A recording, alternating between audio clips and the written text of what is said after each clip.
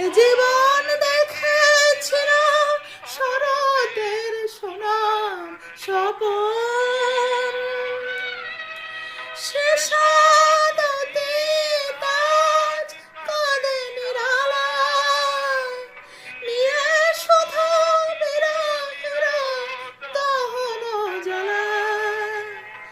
চকিত আলোয় তার আখি মোর দিশা যে হারায়।